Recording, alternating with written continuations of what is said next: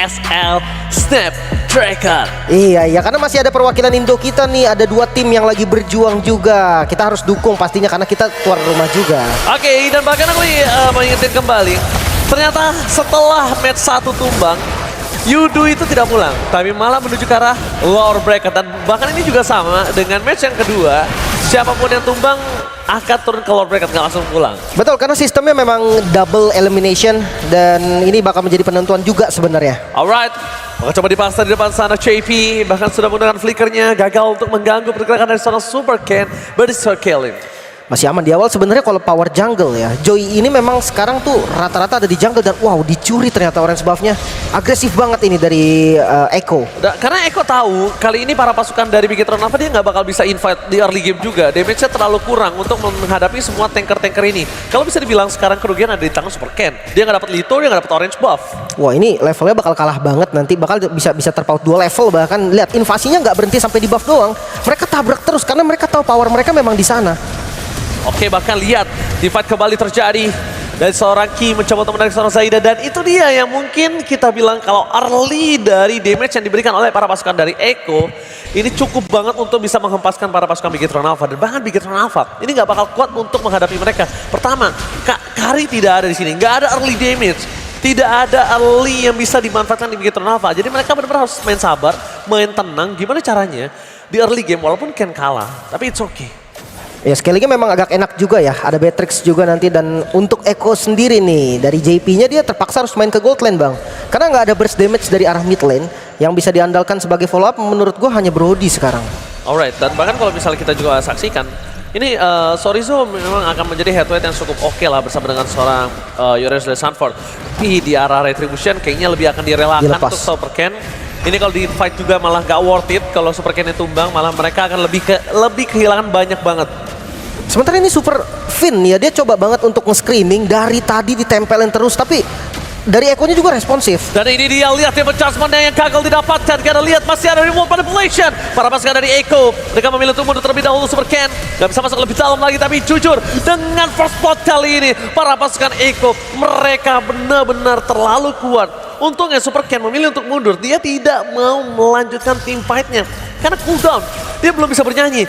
Team Fight Bates kali ini akan coba dinyalakan dan nampaknya para pasukan dari Echo berhasil mendapatkan orange buff-nya untuk kedua kalinya. Wah, ini Super Ken belum pernah ngerasain orange buff dari awal bahkan, dan invasi yang dilakukan oleh Echo ini benar-benar on point. Mereka tahu nih zona mana yang mereka harus kuasai dan zona mana yang harus mereka open.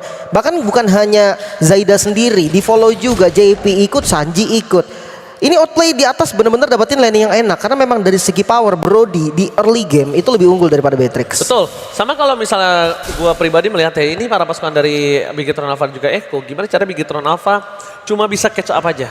Dia nggak harus invite juga, nggak harus team fight, tapi defense akan coba dipaksa dari Super Fit. Akan coba dibantu mundur ke belakang Terrence. Mau dikeluarkan flicker, bahkan mendapatkan satu white kill dengan Sword of Battle Memory. Menghilangkan kenangan dari Super Fit di arah top lane. Ini dia harus cari gold lane memang dari Echo sendiri. Burst damage-nya untuk sekarang masih ada di outplay doang. Yif ini kan tipenya yang DPS ya. Jadi kalau memang mereka jalan berdua, mereka tetap butuh follow up damage. Kayaknya kalau untuk XP lane, Uranus kayak nggak mungkin juga diajak perang di awal. Jadi pilihannya hanya ada di gold lane dan harusnya Bigetron sadar nih, gold lane-nya akan di-press terus-terusan. Sekaligus jungle-nya lihat, kalau bukan Zaida yang invasi, Sanford yang invasi. Benar-benar dimakan, digrogotin satu persatu. Mungkin kalau misalnya kita melihat Echo ini mengunggul dari 2000 gold, dan untuk sekarang memang nggak akan ada yang bisa menghadapi Echo. Kalau nggak mungkin ya 1 versus 4, 1 versus 5 baru bisa kemakan di sini Lim. Bener, dan jawaban untuk Uranusnya juga nggak ada. Turtle kedua lagi-lagi di skip bang, ini nggak bisa di fight juga. Nggak bisa di fight karena lihat dia bahkan di arah bottom lane ini akan ada satu sosok yang bakal coba dimakan Uranus, tapi flick kali keluarkan di pecah menunjukkan seorang sakit. Terrence Finn Saturday, tapi para pasukan dari Echo akan coba memakan satu. Finn, Super Finn selalu menjadi makanan yang akan ditelan secara bulat-bulat. Meskipun begitu itu menyelamatkan Saken, menyelamatkan bot laner mereka. Tapi ini serius deh, temponya nggak bergerak sama sekali kalah Bigetron.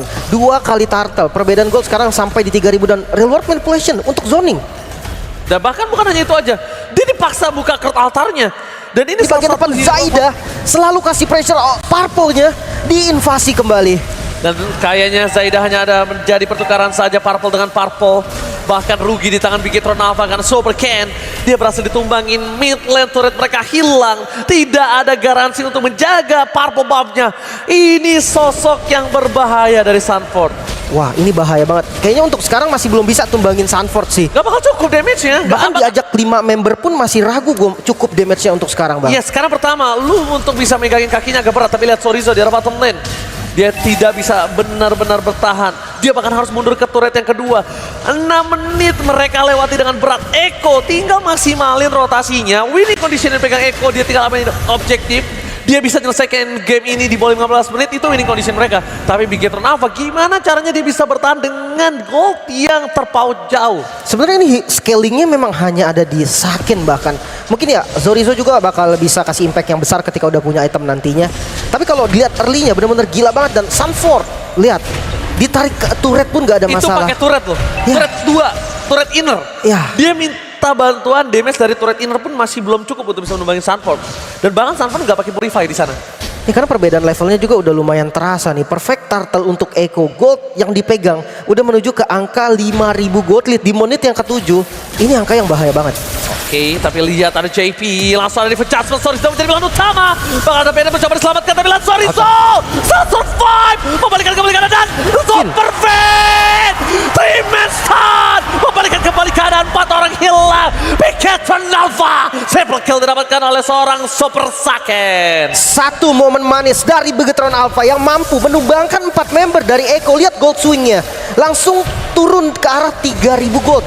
Dari yang 5.000 gold diungguli Eko, sekarang menuju ke angka bahkan 2.500. Momentum yang cukup indah dibuat Orevin. Sama Sorizo sih. Sorizo pun yang menjadi counter initiate yang cukup bagus. Sementara dari item Genesis One ternyata untuk Super Ken ya, ini template item untuk Joy juga dengan ada penetrasi tambahan. Dan lihat dari Sakennya udah jadi Blade of Despair nih. Dia langsung menuju ke arah penetration, dan mungkin kalau misalnya aku lihat dari posisi sekarang yang akan dibuat sama Saken ini kemungkinan akan ke arah Demon Hunter Sword. Kemungkinan besar. Atau mereka langsung menuju ke arah Hunter Strike. Kita balik lagi ke arah Saken, dia butuh gold yang banyak, tapi 3 poin kill yang tadi didapatkan itu setidaknya membuat Eko langsung turun drop dari segi goldnya. Mungkin catatannya dominasinya hanya ada di Sorizo nih. Nah, Sorizonya harus diajak main karena untuk kill Uranus atau Sanford ya, itu butuh banget anti regen yang untuk sekarang masih dimiliki hanya dari Sorizo. Maka dari itu fightnya mungkin udah harus 5 man gang, atau kalau memang mau 4-1 udah nggak boleh Sorizo yang jaga lane. Mungkin Super Ken yang bisa diutus untuk laning jauhnya. Ya, dan bahkan kalau misalnya Super Ken itu juga dia masih punya anti DC, jadi masih oke, laning jauhnya udah mulai terdorong. Tapi kalau dengan kondisi seperti ini, Eko udah di posisi 4 sama dari segi point kill. Tapi goldnya masih terpaut 2000, ini cukup jauh menurut gue, Lim. Dan sedangkan Sorizo akan membuka vision mereka, dan mereka akan lagi membuat Sorizo menjadi umpan yang sangat enak untuk dimakan dan ditelan bulat-bulat. Buset, itu kena poking damage dari Sanji aja sakit banget lo lihat. Karena memang nggak tebel dari Sorizonya kan terpaksa bikin dominance. Dia nggak ada magical defense. Lihat. Kena Void Blast, Void Crystal itu lama-lama bakal sampai setengah darah, dan itu bahaya banget. Lordnya pun udah ditarik ke arah Eko, dan ini agak sedikit ngeri sebenarnya kalau mau dikontes. Tapi lihat JP memberikan informasi dari seorang Sanford di depan sana. Ada Super Ken, ingat Super Ken. Ini dipecah pada belakang Super Ken. Fokus ke arah belakang, tapi satu momen kill. Timpat kembali terjadi di arah belakang para pasukan dari Eko. Mereka mencoba untuk mundur sejenak. Ada retribution terjadi. Side safety untuk Eko. Dan bahkan outplay.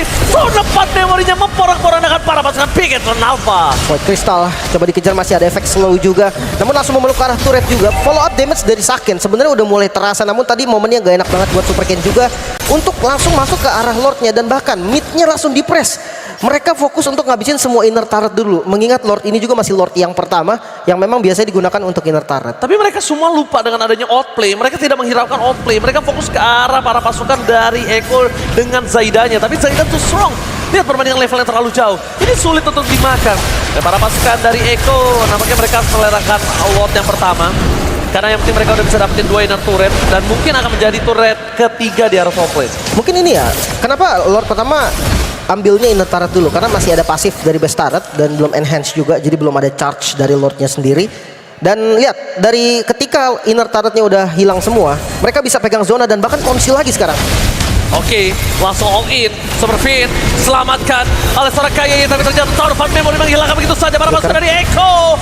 Mereka memasang menuju ke arah top lane. Spray down dikeluarkan Saken. Mau tidak mau harus menuju ke arah belakang. Sorry, satu tarikan yang tidak terlalu berarti karena tidak ada yang bisa mendapatkan damage deal ke depan sana. Dan mereka yang bahkan harus Udah hampir level 15 nih buat Zaida. Alright, dan bahkan kita lihat di depan sini Kejauhan. para pasukan dari Echo, mereka akan coba makan Superfin kembali. Di-adjust sebelum dikeluarkan. Buset. Masih coba bertahan begitu saja, tapi sorry, bakal coba di-all-in. Banner setelah dikeluarkan menuju ke arah belakang, dia bisa terlalu besar. Zaida tertinggal seorang diri dari berbanding dengan Sorizo. Bakal coba shutdown seorang berarti. Double kill didapatkan. Sorizo gaming telah terjadi. Para pasukan dari Echo, mereka kehilangan 2 playernya. 3 orang tersisa dan Free Lordka untuk Bigetron Alpha. Bigetron Alpha kembali memegang momentum. Lord yang terbuka di timing yang pas banget. 2 yang hilang, apalagi yang hilang ini Sanji dan juga Outplay. Damage deal dari Echo. Lord ini bisa banget dipegang dan ditarik lagi bahkan. Oke, tapi lihat di depan sana, gak ada yang mengambil ke arah Lord. Lord dibiarkan begitu saja. Momentumnya kali ini tidak bisa dimanfaatkan oleh para pasukan dari Bigetron Alpha karena para pasukan Echo sudah kembali lagi ke Land of Dawn. Lim, kesempatan yang mahal nampaknya terbuang kali ini, Lim. Mungkin terlalu sustain juga sebenarnya Bang. Kayak Sanford juga yang langsung nge-poking tadi di depan. Ada JP juga dan ditarik ternyata JP-nya. Oke, lihat reward manipulation. For defensive dibuka begitu saja para pasukan dari Echo. Mereka coba untuk bertahan. Spread dan keluarkan. Tapi lihat Sorizo. Seperempat tahun terakhir. Bakal coba di all-in atau tidak. Karena para pasukan dari Echo nampaknya respect juga dengan pergerakan dari Sorizo. Ya karena blunder di saat seperti ini itu bakal bahaya banget. Mahal banget. Udah Lord- gak ada passive turret. Bener, Lordnya juga lagi kebuka banget. Lord Enhance kalau didapetin sama Bigetron, kemanapun Lordnya berjalan itu charge-nya akan terus-terusan. Jangan lupa sekarang charge dari Lord Enhance itu nggak cuma sekali, dia akan nge-charge terus sampai base turret hilang. Sampai Bestara hilang. Dan itulah yang terjadi di game sebelumnya. Di mana Onyx berhasil meng-cating. Yap. Akhirnya Lordnya bebas untuk full ke arah base turret. Dan bahkan para pasukan Echo kali ini mereka masih mencari di mana JP bertahan. JP pun nggak salah kalau dia makan Superfin jujur. Dan dia juga nggak masalah kalau makan Sorizo. Karena damage dari Outplay udah cukup sekarang. Sebenarnya kalau Superfin yang dimakan agak ngeri sih Bang, karena ada Faramis yang bisa ngebalikin kapanpun itu. Sekalinya di altar dibalikin, Sakennya free hit. Gua rasa kayak 2 damage build-nya hilang, Outplay sama Sanji, game ini bisa jadi milik Bigetron Alpha. Ya, dan itu yang terjadi 2 kali team fight. Itu yang terjadi ketika dia coba untuk memakan dari Superfin. Kurt Altar berhasil didapatkan, tapi lihat informasi yang telah didapatkan kalau tengah akan coba didorong sedikit demi sedikit. Sanford akan coba buying time, akan coba untuk bertahan dan itemnya silakan Lim. Untuk bottom lane juga lumayan aman sebetulnya. Ice Queen One, Holy Crystal bahkan lihat dari Sanji, dia tahu. Dia sebagai magical damage satu-satunya yang dimiliki oleh Echo, maka burst damage lah yang dibutuhkan. Sementara untuk Beatrix sudah jadi Hunter Strike juga. Malefic Oke, mungkin Council nextnya. Gaming akan coba terjadi. Udah ke belakang, flicker telah terjadi. Kertautan didapatkan, tidak berhasil ditarik. Supercan, berjekar belakang di pecah sebentar. Keluar tapi masih ada Kertautan, save day, reward manipulation. Dan di belakang sana Flipping. kan Superfin mencoba untuk mendapatkan 2, tapi nampaknya gagal. Tidak ada damage yang bisa diperhatikan. Superfin akan menjadi korban keganasan dari Outplay. Double kill from Echo. Mungkin medan yang salah bisa dibilang dengan adanya reward manipulation yang diopen dari Sanji di posisi yang enak banget, dia nggak bisa kena hit sama sekali. Di gang sempit. Betul, dan altarnya juga udah kebuang dari Ki. Nah di sisi lain JP tadi nggak sempat ngebuka tariknya ketika altarnya udah dikeluarin. Digang Jadi oleh maka dari itu Echo. Tapi lihat Console Gaming kembali terjadi. JP masih mencari positioning untuk menangkap siapapun yang akan bisa dia makan. Dan dia harus top lane. Saken mau nggak mau harus mempertahankan turretnya dan mencoba untuk clear minion dengan sangat cepat dengan dirinya seorang diri. Karena 3 lane push yang berbahaya untuk mereka. ini defense yang bagus loh. Sebenarnya Echo yang using Lordnya tadi menurut gua agak sedikit miss mungkin ya. Betul. Tengah dan bottom lane-nya masuk duluan. Sementara Lord yang di atasnya agak sedikit terlambat, tapi masih super minion nih Bang. Masih bisa juga kalau mau dicoba. Reward manipulation telah bukan dipecah karena Sorizo gak bisa diselamatkan. Hilang begitu saja. Dan bahkan Supercan harus coba mundur.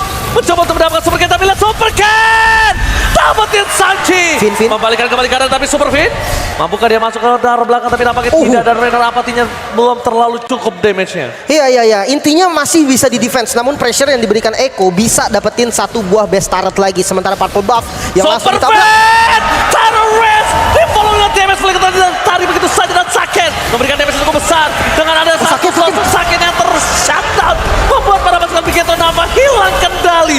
Gak ada damage yang cukup, tidak ada Rainer, tidak ada Nibiru, hanya ada Bennett di sana. Damage yang gak terdeliver, Lim. Dan ini sebenarnya masih nggak ada damage deal juga dari Eko. Kalau memang mau di-push paksa, Eko nggak bakal bisa ngancurin turret juga karena udah lengkap nih, udah 4 member. Nah, maksudnya dari Bigetron Alpha yang siap untuk perang lagi. Orange buff-nya tetap berani diinvasi dan dimakan sepertinya. Sanford akan coba dimakan, ditelan bulat-bulat. Purify nampaknya tidak cukup untuk membuat dirinya bertahan. Sorizo masih mau lebih. Sanford still survive. Dan Sanford still survive in the jungle. Ini mungkin karena nggak adanya Saken ya. Tidak adanya Saken damage output utama dari Bigetron Alpha dan akhirnya Sanford masih bisa lari. Walaupun untuk Magical ada Super Ken dan ada Key yang bisa nge-deal damage juga. Sementara kalau dari Key-nya kita lihat sedikit dari segi item mungkin Enchanted Talisman. Cooldown-nya udah enak nih. Dia ada Glowing One juga mengingat ada 3 frontliner dari Eko yang ini harus dibocorin banget dan Glowing One menurut gue menjadi salah satu solusi yang enak banget. Sementara untuk Super Ken, nah ini dia udah jadi defensif dan Blood Wings damage dari Super Ken untuk ngincer ke arah Sanji ataupun ke arah outplay menurut gua bukan hal yang sulit kecuali ke outplay deh. Dia ada Athena Shield dan juga Rose Gold. Sangat respect terhadap magical damage yang dimiliki oleh Bigetron Alpha. Oke, tapi nggak ada WON untuk sisi dari Brody, sedangkan kiri dari Saken akan on the way dari Wind of Nature dan mungkin akan ada 1 lawan 1 yang cukup diunggulkan oleh para pasukan dari Bigetron Alpha. Cuma problemnya sekarang adalah gimana caranya ketika ada momen yang dibuat oleh Superfin dan juga Sorizo, Bigetron Alpha mampu ngedeliver dengan maksimal sih damage-nya. Sekarang itu poin utamanya. Outplay bisa dipegang dan Wind of Nature udah jadi Super Ken, bahkan udah standby dengan adanya Winter Truncheon. Para pasukan dari Eko, mereka sudah berada di area rumput, akan menunggu sampai Lordnya berada di posisi seperempat darahnya. Masalah pressure di bawah juga enak dan konsil. Superfin, konsil dibalas konsil, tapi tidak akan coba dimakan. Dan JP berhasil memakan umpan. Fin ke arah belakang, tidak ada lagi kali ini adjustment, tapi lihat di arah bottom lane-nya. Mereka mendorong dengan ada super minion. Para pasukan dari Eko, dan para pasukan dari Eko, mereka bebas mendapati Lord. Free di depan sana, Saken memberikan spray down, juga seorang Sanford, seorang memori, tadi bisa dapatkan, tapi Super Ken, can you do it? Kali ini Super Ken gagal, tidak berhasil mendapatkan Lord. Para pasukan dari Bigetron Alpha, mereka kehilangan 3 player. Ini bencana. Bigetron Alpha, dia ada di posisi yang gak enak banget sekarang, 5 melawan 2, Saken dan juga Sorizo. Mungkin kalau untuk clear masih ada Benetrage ataupun Nibiru Spation yang bisa untuk clear wave dari minionnya. Dibantu dengan Ki sekarang yang sudah tidak punya altar, Lordnya menuju ke arah top lane. Masih bisa ngebeli waktu sampai Super Ken hidup. Gua rasa masih ke defense, tapi kalau enggak lumayan berbahaya. Oke, clear minionnya masih ditahan begitu saja. JP yang pasti harus diperhatikan gimana caranya JP nggak bisa menyampai ke arah seorang Saken. Flicker telah dikeluarkan, langsung menuju ke arah belakang. Divert Judgment telah dikeluarkan, Tower of Memory menghilangkan para pasukan dari Bigetron Alpha. Fokus ke arah 1 turret dan Bigetron Alpha masih coba untuk bertahan semaksimal mungkin dan tidak berhasil. Eko take the game 1. Wow, raksasa dari Filipina yang mampu mengamankan game yang pertama. Sang robot merah harus ada evaluasi singkat juga nih yang dilakukan karena early game mereka benar-benar dikontrol oleh Eko, Bang.